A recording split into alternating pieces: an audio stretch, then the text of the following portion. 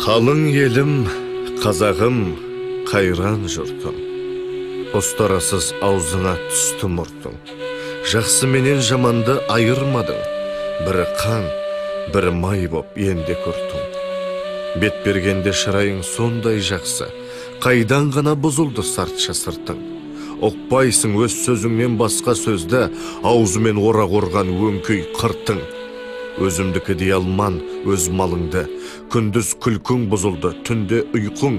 Көрсе қызар келеді байлауы жоқ, бір күн тыртың етеді, бір күн бұртың. Бас-басыңа би болған өңкей қиқым, мінеки, бұзған жоқ па елдің сыйқын.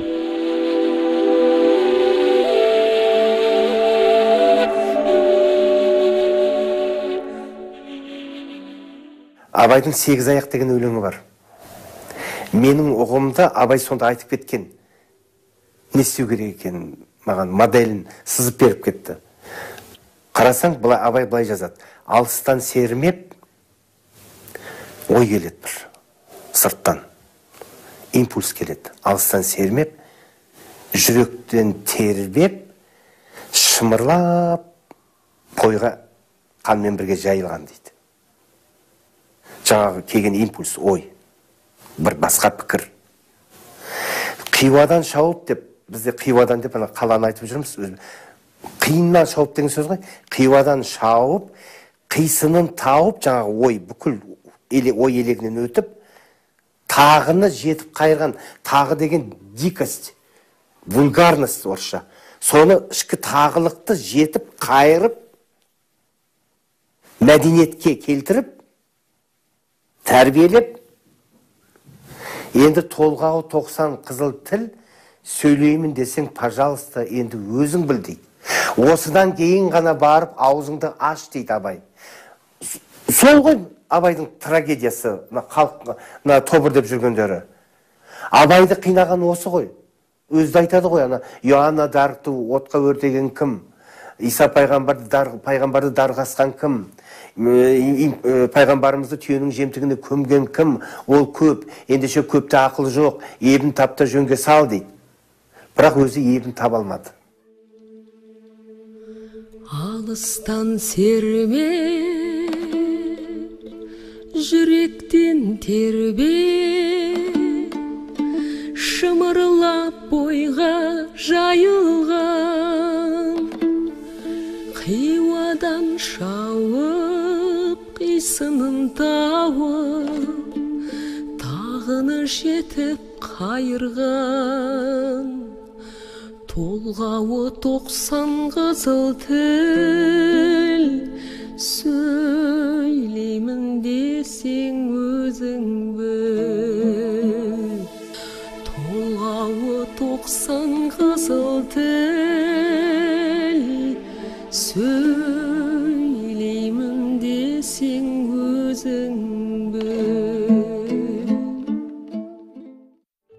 1886 жыл Абай өміріндегі ең тыныш өткен жыл болды. Дәл осы жыл ақынның ең өнімді еңбек еткен жылы ретінде де тарихта қалды. Аталған жылы ақын 22 өлең жазса, 1888 жылы небәрі 7, ал 1889 жылы 20 өлең жазды.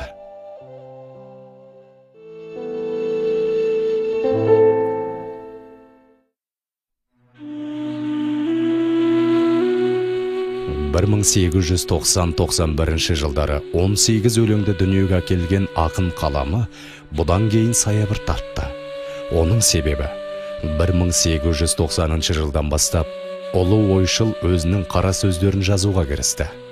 Ендігі бір себеп осы кездері Абай айналасындағы зорлықшыл жуандармен тағы да тартысқа түсуге мәжбүр болуы.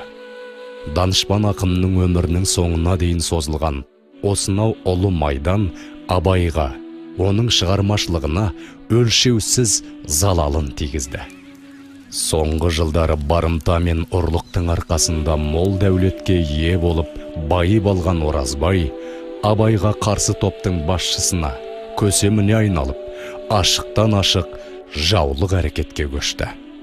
Оразбай тобының 1884 жылғы болыс сайлауы кезінде інісі Оспанды болыстыққа өткізбей тастауы, қадірлескен жақын досы Ерболдың Оразбай жағына шығып кетуі Абайға қатты соққы болып тиді. Көңілім қайтты достан да, дұшпаннан да. Алдамаған кім қалды тірі жанда. Алыс жақын қазақтың бәрін көрдім. Жалғыз жарым болмаса анда-санда. Пайда үшін біреу жолдас бүгін таңда. Ол тұрмас бастан жыға қисайғанда, мұнан менің қай жерім аяулы деп, бірге тұрып қалады кім майданда.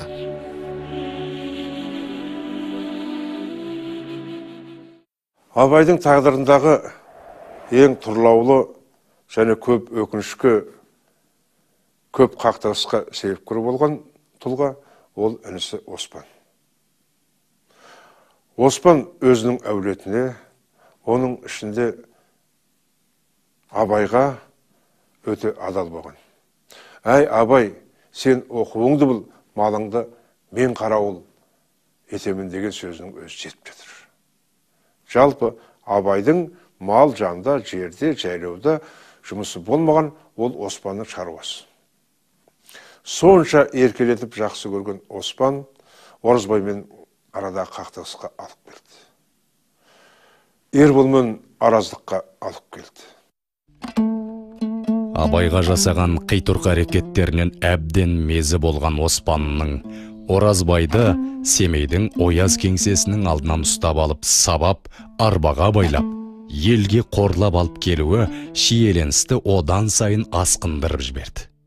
Ақыры Оразбайлар тарапынан жоғарыға жазған арыздардың негізінде болыстықтан түскен Оспан осы оқиғадан бірнеше ай өткен соң 1891 жылы аяқ астынан қайтыс болды. Сүйенішінен айырылған ақын басындағы жалғыздық бұлты қоюлана түсті.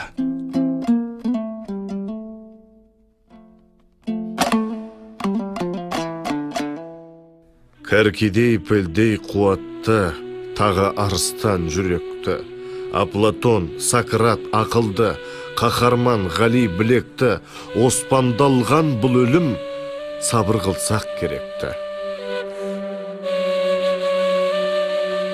Оспан өлімінен соң 4 жылдан кейін Құнанбай әулетінің ішінде жесір дауы басталды. Құнанбай әулетінің үлкен үйі саналатын Оспанның шаңырағындағы жесір қалған үш әйел мен мол дәулет әмінгерлік жолмен келгенде Тәкежан мен Ысқаққа және Абайға тиесіледі. Алайда Оспанның үлкен әйелі Еркежанның күйеуінің артын күтетінін, ерге шықпайтынын мәлім еткенде, ақылды келінінің бұл шешімі Абай тарапынан да қолдау тапты. Бірақ Еркежанды өзі алып, Оспаннан қалған ен дүниеге ие болғысы келген Тәкежан оның бұл шешіміне қарсы шықты.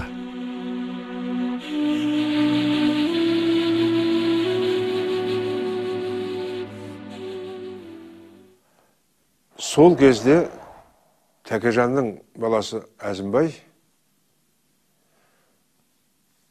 Еркежанды әмеңгерлікке аламын дейді. Әкең әмінгерлік сыйын алған, саған жол жоқ деген жөн айтылады. Сонда ағайын туыстары жаңа өзінің баласы бауырында отырған Ақылбайға айтады. Ой, сен кім боласың? Құнанбайдың баласымын. Құнанбайдың баласы болсаң, Еркежан сенің әмінгерің емес пе? Балаң қолында. Сен әмінгерлікке бар. Ал, дейді. Жалпы Ақылбай сонша талантты болғанда бір сенгіш адам болған. Әгіні қаулап Жидебайдағы Еркежанның отауына кіргізіп жібереді ғой. Иә, Ақыш, неге келдің дегенде, мен сенің әмеңгермін, мен сені алам дейді ғой. Сонда Бекежан табан астында шабарман жіберіп, мына масқарадан құтқарсын. Не мені Абайдың өзі алсын, не еншімді бөліп берсін, балам мен бауырыммен өзім жеке болам. Ал Ақылбайдың мынасынан құтқарсын. Ақылбай сенің балаң емес пе? Мен өз балама тұрмысқа шығам ба? Қайдасың абай деп шапқыншы жіберді.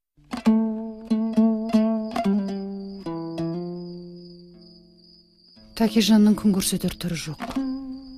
Өзіне не Әзімбайға тимедің. Енді мені тыйыш қойсын десең, қолындағы Абайдың немересі Әубәкірді кетір деп жатыр. Оспан болса тұқымсыз кетті. Ішімнен шықпаса да туғандай болған, титтейімнен бауырыма салған, қолына қарап отырған Әубәкірімнен қалай айырылам? Не мен алып, үлкен үйіне тыныштық тапқызсын, немесе ренжімеймін. Рұқсат етсін, Әубәкірімді алып төркініме көшем. Айтқаныңыз болсын, Еркежан. Шып-шырғасын шығармай, Абайға түп-түгел жеткіземін.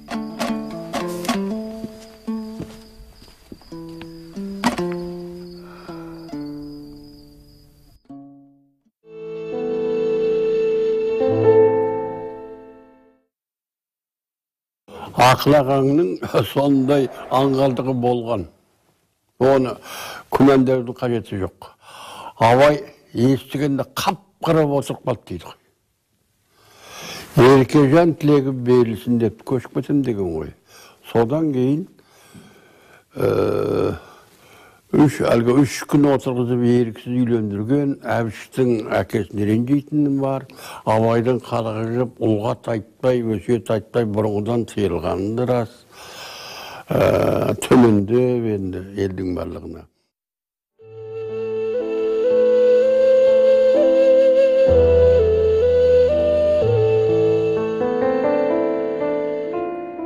бір 1896 жылы Абай Еркежанды алып, Жидебайдағы Оспан үйіне бір жола тұрақтады.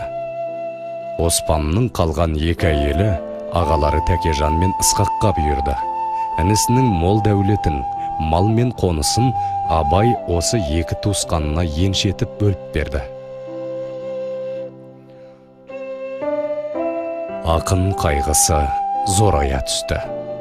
1895 жылы Абайдың келешегінен үлкен үміт күткен сүйікті ұлы Әбдірахман Верный қаласында қайтыс болды. Інісі Оспан өлімінен кейін бұл қайғы Абайды тіпті есеңгіретіп жіберді. Тұла бойың ұят ар едің, ескеріп істеп ойлаған. Тәуекелге нар едің, талаппен терең бойлаған. Ерлікке де бар едің, үйренуге тоймаған. Жасқа жас, ойға кәредің, атаңның атын жоймаған. Замана неткен тар едің, сол қалқамды қоймаған.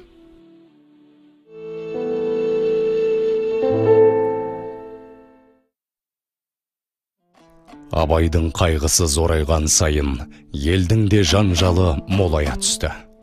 1897 жылы Семей уезі мұқыр сайлауына дайындалып жатты. Дәл осы сайлау қарсаңында Оразбай мен Абай арасы тағы ушықты. Бұған себеп болған, атастырған жеріне риза болмай, Олжабай дейтін сүйген жігітімен қашып кетпекші болған жерінен ұсталған Қадиша деген қыздың дауы еді. Қадиша Ораздың туысы Есболат дегенге атастырылған болатын. Қыздың өз ағасы Байғұлақ болса, Оразбаймен бір топтағы атқамінердің бірі еді. Оразбай мен Байғұлақ Қадишаның сүйгені Олжабайды өлтірмекші болды. Жағдайлары қиынға айналған жастар Абайға астыртын хабар жіберді. Жастардың хаты қолына тиген Абайдың бұл іске араласпауға амалы қалмады.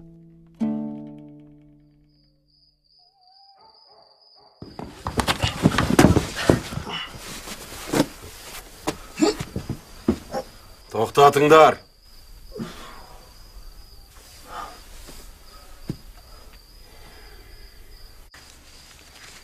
Шығады бүркіт алған қырбасына. Алаштың жолдас болдым мырзасына. Бір кісен жеке тиме аяғыма. Олжабай ортақ болды бір басыма. Алдыңа келіп тұрмын Абай аға. Бар шығар сенде дағы мендей бала.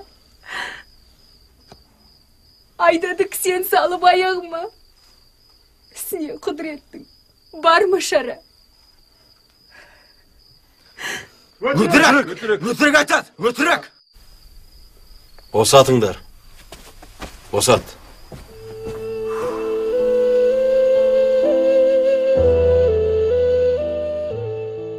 Бұл даудың аяғы Абайдың Олжабай мен Қадишаға азаттық алып беруімен аяқталды. Қызды аңдып ұстаған сақ доғалық руының жігіттерін Оразбай мен Байғұлақтың қарсы болуына қарамастан, Абай айыпқа жығып жазаға тартты. Даудың қыз пайдасына шешілуі Оразбайлар тобының ақынға деген өшпенділігін күшейте түсті. Айып тартқандар мен даудан ұтылған жігіт жағы Абайға өкпелі болып, барлығы Оразбай жағына шықты. Осылайша, Оразбай тобы мұқыр сайлауының алдында мейлінше күшейіп алды.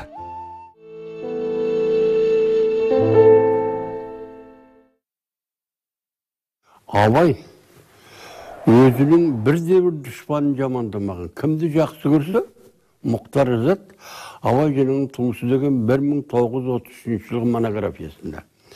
Кімді жақсы көрсе, соның бойындағы мен кінәлаған, басқа тимеген дейді. Ал енді менің естігенім мынандай. Ән çalayın nererey, әнім қалмас жарамай, арғызатым тобықты, атым шыққаны бұрай, ахаха, ахаха, қыз келеді керіліп, бір басуға ерініп, ыбырай шалды көргенде, ол да кетті керігіп, ахаха, ахаха. Бұл Оразбайды Абайдың атын айтпайыпса, атым шыққан Оразбай деп айтса олар ғой. Осыны кекегенді беті үшін Оразбай сол 77 ме 78 жаста 15 жаста қызды алған. Ақтоқал деп атаған. 1898 жылы 17 маусым күні басталатын болыс сайлауына Семей уезінің бастығы Абайды арнайы шақыртты. Шыңғыстың бауырынан шығып сырт жайлап кеткен Оразбай сияқты, немесе Көшбекедегі шеткі болыстар. Бұлайша айтқанда өз бетінше ел болғысы келеді ғой. Бұл сонау Құнанбайдың кезінен басталған тобықтының ішіндегі өз рулық тартысы.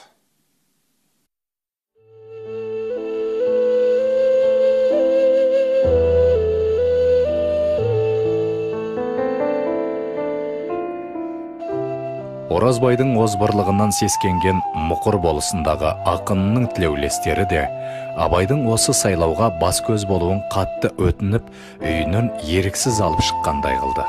18 маусым күні уезд әкімшілігіне арнап тігілген үйдің алдына келген Абайды Оразбай тобы күтіп тұр еді. Елді осы жолы біз алатын едік. Қамданыста қапсыз еді, бірақ Абай келіпті.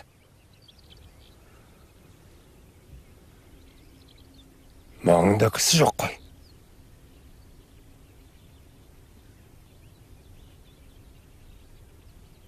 Енді не істейміз? Бұдан қолайлы сәт болмас. Сабау керек Абайды, сабау керек. Абай тұрғанда. Әбе, саған да, мұсы жан саған да. Болыстықтан орын жоқ. Ал, ол жай балалары. Сендер жай отырғанда, Құнанбай балалары 17 кісімізді сәбірге айдатты. Күніміз туса көрерміз деп, алқынып отырушы едіңдер. Соны істеген Абай, әне, келе жатыр. Егер шын Кеңгірбай тұқымы болсаңдар, кек алатын кездерің жетті. Абайды өлтірсеңдер, азар болса 10 кісінің құнын алар. Оны мына қастарыңда тұрған 3000 жылқысы бар Оразбай төлейді.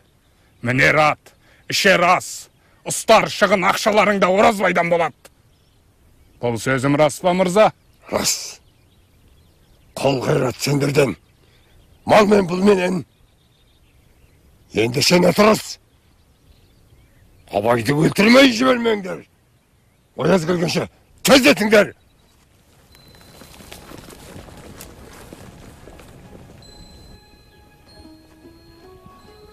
Абайға, мыналардың жүрістері тым суық қой. Бұлар маған соқтықпаса, басқа кімге соқтығады дейсің. Ей Абай! Мен саған осы жолы сайлауға келмесін деп сәлем айтқан жоқ қойдым. Көкшенің елін Шыңғыс таудың ар жағына Ақшатауға көшіремін. Сол жерге, сол қонысқа өзім келіп отырамын. Аз ел Көкшенің елі құтырды. Дүттай, Көкбай, Күлбай, бүкіл тобықтыны бүлдіріп бітті. Осы жолы солардың сазайын тарттырам ба деп ем. Сен менің сөзімді аяқ асты етіп өзің келдің. Енді жалсаң, аман қайтпайсың демедім бе мен саған? Мен сенің айтқаныңмен қашан жүріп едім, Оразбай. Араса! Араса! Араса! Arası! Arası! Ay ağayman! Arası!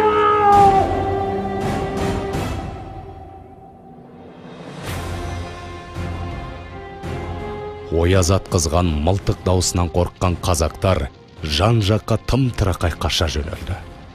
Басы жарылып, бетіне қан жұққан, киімі жыртылған Абайдың жанына келген Ояздың «Не болды, бұлар кімдер?» деген сауалына мен білмеймін. Ешкімді таныған жоқпын деп селсоқ қана жауап берді.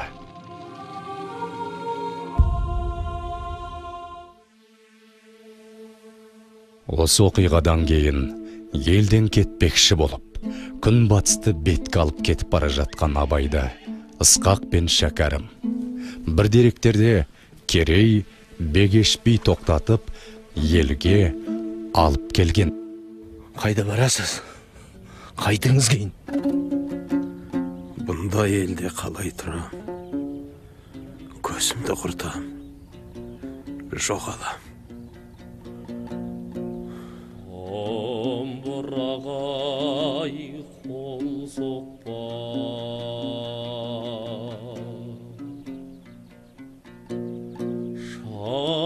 шамырлатап бәрі-бірлеп, жүрегім соқпай кел тоқта.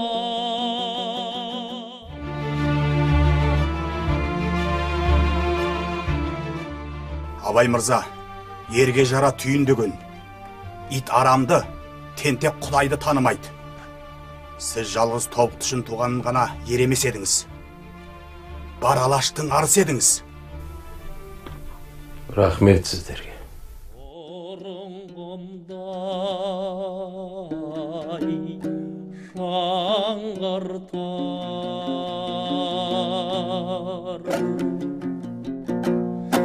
Қайратты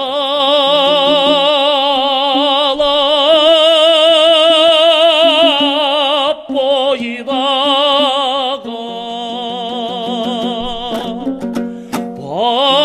басамдағы аяғай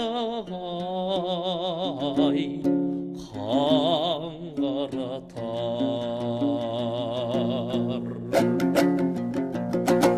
Қайратты